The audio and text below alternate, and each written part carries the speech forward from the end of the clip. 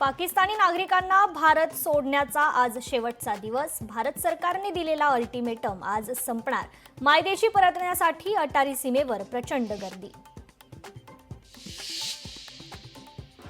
काश्मीरमधील 14 स्थानिक दहशतवाद्यांची यादी जारी।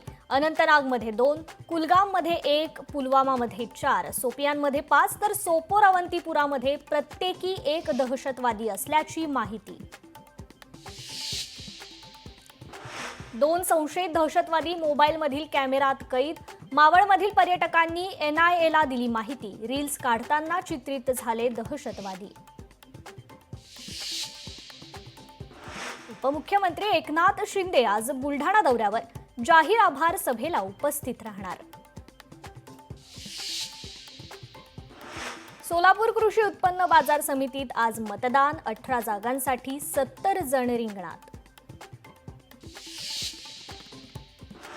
प्रेमविवाह केल्याचा राग, वडिलांकडून मुलीवर गोळीबार। जळगावच्या चोपडा शहरातील धक्कादायक प्रकार। गोळीबारात मुलीचा जागीच मृत्यू तर जावई गंभीर जखमी। मराठवाड्यात भीषण पाणी टंचाई। नांदेड जिल्ह्यात 14 टँकर्सने पाणी पुरवठा। वाढत्या उन्हामुळे पाणी टंचाईचं संकट। राज्यात अवकाळी पावसाचा इशारा। अनेक जिल्ह्यांना पावसाचा येलो अलर्ट। विदर्भासह पश्चिम महाराष्ट्रात पावसाचा अंदाज।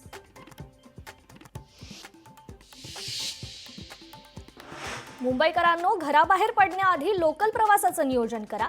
आज मध्य हार्बरसह पश्चिम रेल्वेवर मेगा ब्लॉक। प्रत्येकाला मराठी भाषेचं महत्त्व समजावून देण्याकरिता मनसेचा जागर मराठीचा कार्यक्रम। मराठी भाषेची महती समजावणार।